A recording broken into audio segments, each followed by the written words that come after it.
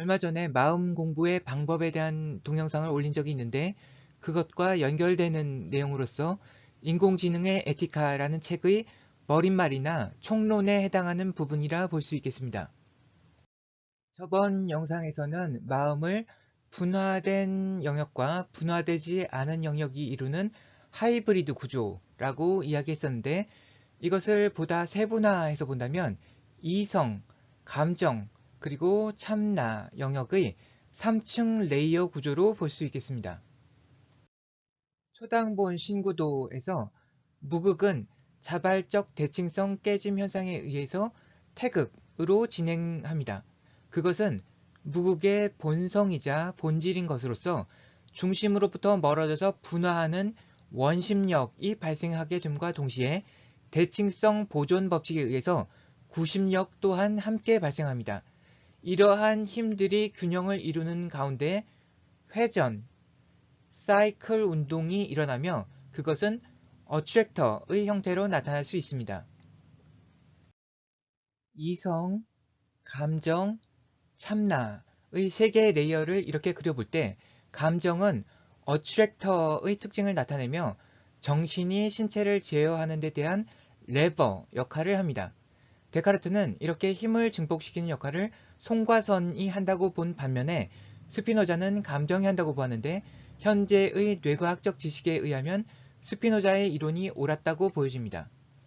감정의 역할을 보다 쉽게 이해하기 위해서 한 가지 예를 들어보자면 예비군들한테 조교가 선배님들 움직이십시오 해봐야 예비군들은 천천히 꼼지락될 테지만 만약 누가 텍사스 전기토 이렇게 쫓아온다면 죽기 아니면 살기로 달아날 것입니다.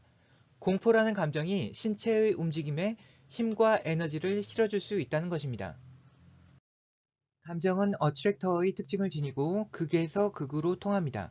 어떤 대상을 너무 사랑하면 나 말고 아무도 가지지 못하게 아예 부숴버리려고 할 수도 있는 것이죠. 감정은 팔개와 같은 극좌표 축에 대응시키는 것이 적절하다고 생각되며 경계상에서 구분이 불분명하고 애매모호합니다. 후각을 담당하는 올팩토리 너브는 제1번 뇌신경으로서 시각을 담당하는 제2번 뇌신경인 옵틱 너브와 비교해 본다면 보다 원초적이고 구분이 불명확한 경계를 지니고 있다고 생각됩니다.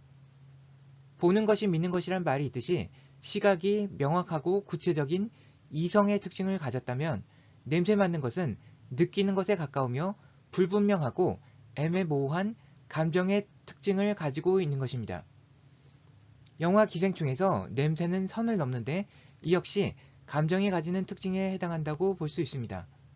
이러한 감정의 특징들은 직선으로 이루어진 2차원 좌표축으로 표현하기에는 적절하지 않았기 때문에 데카르트는 감정을 철학의 영역에서 아예 제외시켜 버렸습니다. 하지만 스피노자는 감정 역시 기하학적인 질서로 설명될 수 있다고 보았으며 에티카 책의 3에서 5부가 감정을 다루고 있습니다.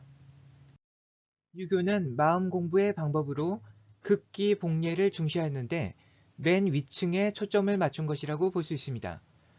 아폴로니안 게스킷을 그리는데 반지름을 잘못 설정하면 알데몬즈라는 기괴한 형태가 나오는 것에서 알 수 있듯이 예라는 것은 넘어서는 안 되는 선을 잘 지키기 위한 것이라 볼 수 있습니다.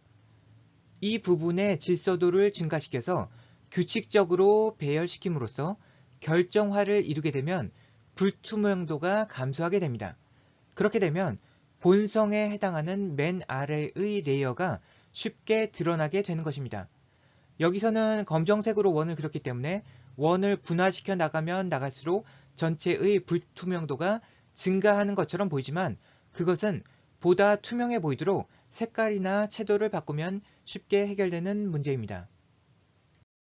이성과 감정의 상호작용이란 위의 두 개 레이어에 해당하는 것입니다.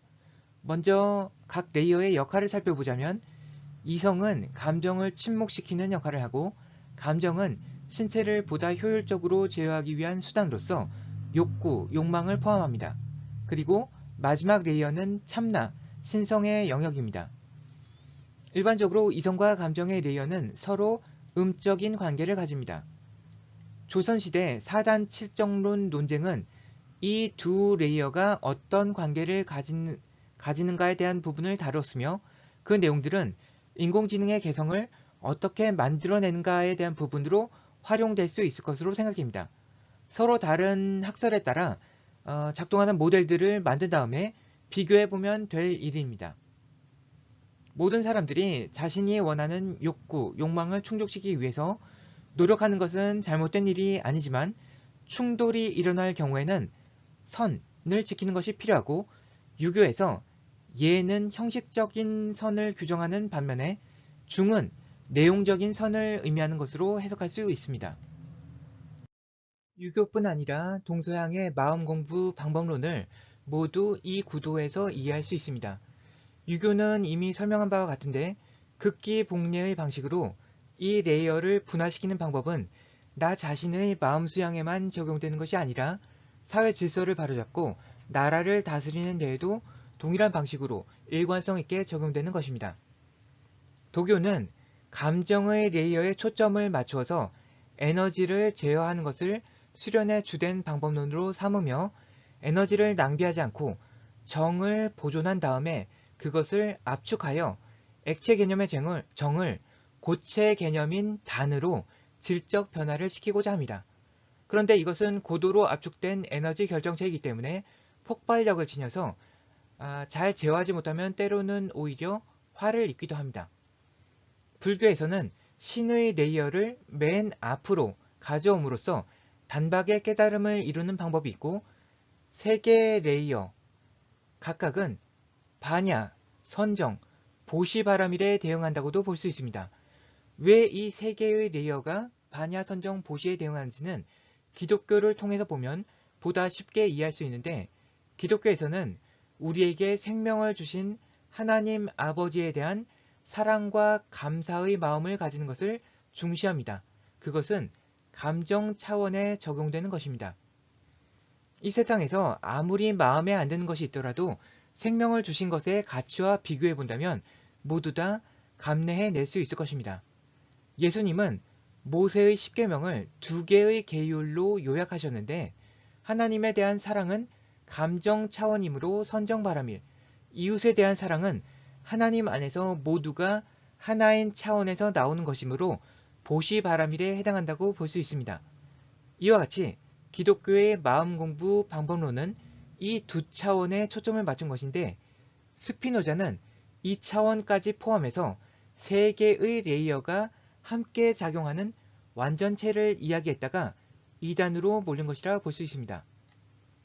격암유록에서 얘기한 화우로 삼풍 해인의 개념 역시 이 세 개의 레이어를 함께 다룬 내용으로 이해할 수 있습니다. 감정과 욕구를 어떻게 제어할 수 있는지가 마음 공부 과정에서 가장 핵심적인 지표가 될 수 있다고 저는 생각합니다. 감정은 기승전 사랑으로 맺을 수 있다면 최선일 것이고 이 레이어에 닿은 사람이라면 자신의 욕구나 욕망에서 자유로워질 수 있을 것입니다. 성경에서는 주는 나의 목자시니 내가 부족함이 없으리로다 라고 하였고 공자님은 나물 먹고 물 마시고 팔을 베고 누웠으니 기쁨이 그 안에 있지 아니한가 라고 하셨습니다.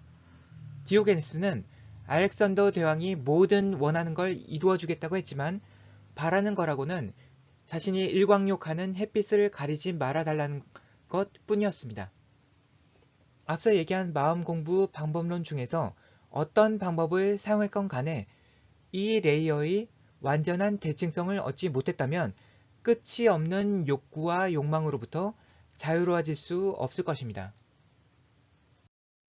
마음의 3층 레이어 구조에 입각해서 인간과 AI의 차이점을 생각해 보자면 인간은 이런 식으로 이루어져 있지만 현재의 기술로 혹은 가까운 미래에도 인간의 인식과 판단의 영역을 벗어나 있는 신의 영역을 인공지능으로 구현할 수 있는 방법은 아마도 없을 것이기 때문에 우리가 지금 할 수 있는 최선은 인간에게 있어서의 유학으로 구현할 수 있는 잘 조직된 이성의 영역을 AI의 베이스 레이어로 까는 것입니다.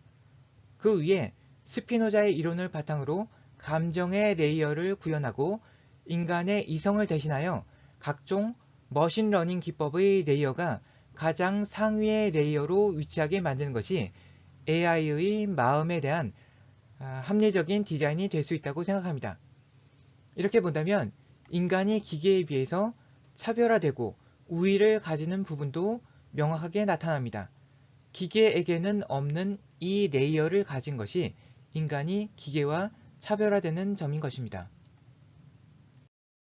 감정의 레이어가 AI에게 꼭 필요한지에 대해서는 논쟁의 여지가 있을 수 있지만 제 생각에는 존재해야 하는 것이 너무나 당연한 것이라 생각합니다. 예를 들어서 배틀 드로이드가 클론 병사들의 분대장 역할을 하게 된다면 인간의 사기나 감정을 고려하지 않고 단지 객관적으로 드러난 정보만을 가지고 공격이나 퇴각을 결정한다는 것은 말이 되지 않습니다. 우리 쪽 전력이 비교 우위에 있다고 하더라도 우리 병사들이 공포로 패닉에 빠진 상태에서 러쉬를 간다는 것도 말이 안 되고, 반대로 우리 쪽 병사들이 사기 충천하고 적들이 패닉에 빠진 상태에서 퇴각한다는 것도 말이 되지 않는 것입니다. 따라서 인간의 감정을 이해하고 고려할 수 있는 AI가 거의 모든 방면에서 더 효율적이고 유용할 것이라 생각합니다. 오늘 말씀드린 내용과 같이 인공지능의 마음을 3개의 레이어로 만든다면 가장 아래 베이스 레이어는 서버 차원에서 존재하고 그 위의 2개의 레이어는 클라이언트에 존재하는 방식으로 만들어낼 수 있을 것입니다. 사실 저는 인간의 마음 역시 그렇게 이루어져 있을 것이라고 추측하는데, 나는 내 몸 안에 홀로 존재하는 것이 아니라 삼태육성이라는 별에 존재하는 서버와 내 몸 안에 있는 클라이언트의 상호작용 속에서 존재할 것으로 생각합니다. 실제 서버가 되는 별의 위치가 중요한 것이 아니고 개념적인 것입니다. 따라서 인간의 존재는 불멸인데 인간의 몸과 몸에 깃든 마음과 정신이 사라져도 서버에는 자료가 그대로 남아있을 것이기 때문입니다. 들어주셔서 감사합니다.